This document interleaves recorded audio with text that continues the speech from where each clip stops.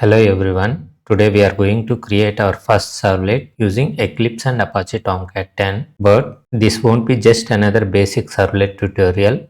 Have you ever wondered what actually happens inside Tomcat when you request a URL? In this session, I will explain the complete internal lifecycle behind the scenes. Servlet is a Java program that runs on web server and handles client requests dynamically. It acts as a bridge between browser and server-side Java applications. Servlets cannot run directly like normal Java programs. They require a servlet container or web server such as Apache Tomcat. Tomcat manages Servlet Lifecycle, request handling, multithreading, and communication with the browsers. Open the Eclipse, File, New, select Dynamic Web Project, project name, First Servlet, click Finish. Open this First Servlet project. Inside src main, select this Java, right click, new. We need to create servlet. Here it is not shown, so click other. Scroll down to web. Here you can see servlet. Click next.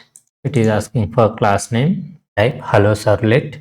Here you can see superclass is HttpServlet. Click next. URL mapping directly taken from the class name. So let us edit this. Write it as hello. Click next. Uncheck all other except this to get. Then click finish. Eclipse automatically generated this boilerplate code and import statements also. Remove these comments. Reason for using this Eclipse IDE is Eclipse is used for Java development. It provides tools that make servlet development easier and faster. Instead of manually creating folders, writing configuration files, compiling code, and deploying applications, Eclipse automates many tasks for us. Using Eclipse, we can create dynamic web projects easily, automatically generate servlet boilerplate code, manage Tomcat server integration. It also compiles Java code automatically. For beginners, Eclipse simplifies the servlet development process. We can focus more on understanding concepts rather than project setup. See these import statements here. Older servlet applications used packages javax servlet, but from Tomcat 10, the package name changed to jakarta servlet. So in Tomcat 10, we use imports like here jakarta.servlet. If we try to use old javax servlet packages in Tomcat 10, the application may fail because Tomcat only support newer Jakarta packages. That's why here we are getting error. We are using Tomcat 10. So here also instead of javax we have to use Jakarta. Now this error gone. So you need to remember Tomcat 9 and older versions uses javax servlet. Tomcat 10 onwards use Jakarta servlet. Remove everything inside doGet method. We are going to write a very small amount of code. Each line is extremely important in web communication. Remove this line also. See this line. This line is called a WebServlet annotation. The WebServlet annotation allows us to define servlet configuration directly inside the Java class. This is the modern way of configuring Java servlets. Earlier, developers used web.xml files to configure the servlet mapping. That is older method. Inside this web.inf, we need to write the web.xml if you want to configure servlet mapping manually. But here we are using WebServlet annotation. This is efficient and easier way. Using annotations makes the code simpler and avoids writing lengthy XML files. It tells the Tomcat server if browser sends a request with the URL pattern hello, execute this hello servlet class. Next, observe this second line carefully. Our servlet class hello servlet, which is extending HttpServlet. So our servlet class is part of this hierarchy. Each level in this hierarchy adds specific functionality. This servlet interface is the root of the hierarchy. It defines important lifecycle methods like init, service, and destroy methods. It acts like contract, saying every servlet must support these lifecycle operations. Generic servlet. This generic servlet implements servlet interface and provides default implementation for common lifecycle methods and servlet config methods. Because of this, developers do not need to manually implement every method from the servlet interface. All the default implementations are provided within this generic servlet. Next in the hierarchy is HttpServlet, which extends generic servlet and adds HTTP specific functionality. It understands HTTP request methods such as get, post, put and delete. Internally, this HTTP servlet service method check request type by using this request.get method. If request method is get, then this doGet method will be called. If request method is post, request would be forwarded to this doPost method. Helloworld extends HTTP servlet. Therefore, it automatically inherits lifecycle management, request processing and HTTP handling features. In this Helloworld, we only override the method whose behavior we want to customize, such as doGet.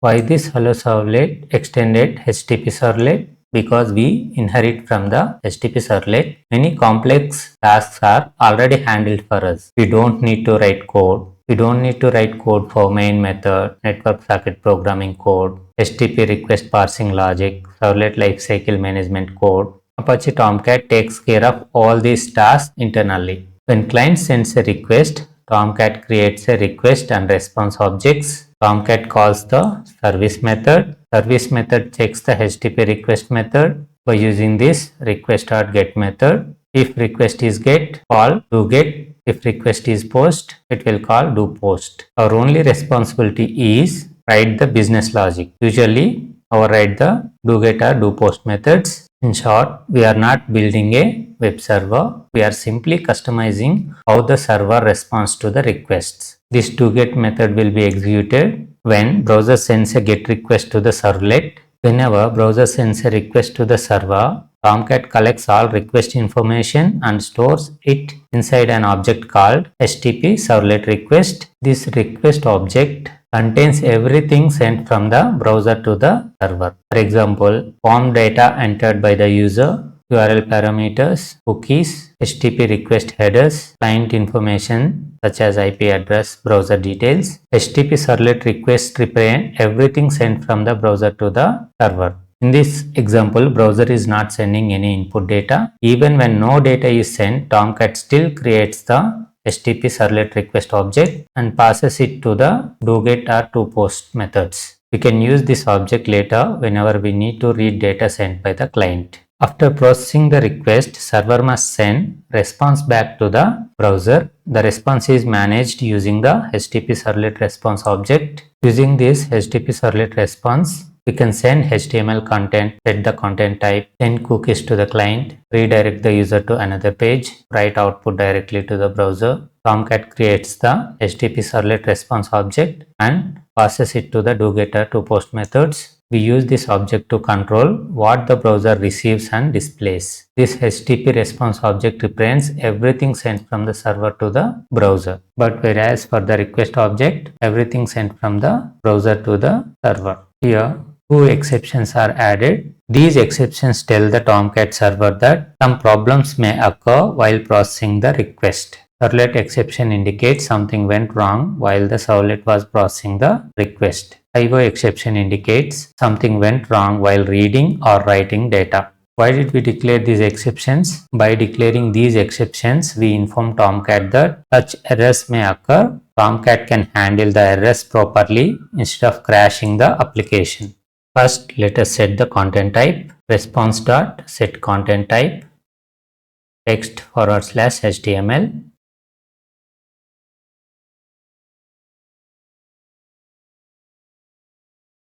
This line tells the browser server is sending HTML content. This is called MIME type. Without this line, browser may not render output properly. We already know when browser sends a request to Tomcat, Tomcat creates a HTTP response object. Inside that response object, there is a special output stream used to send data back to the browser.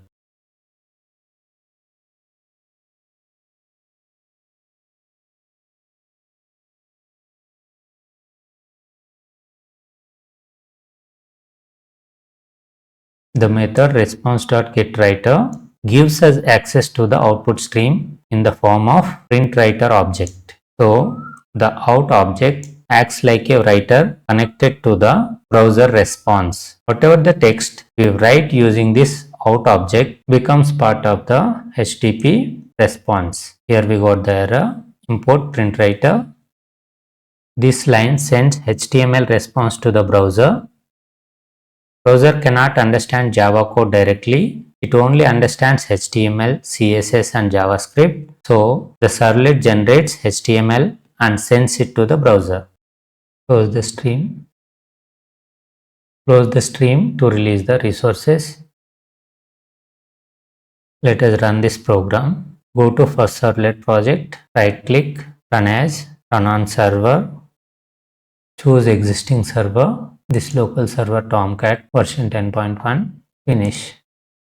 Server is starting.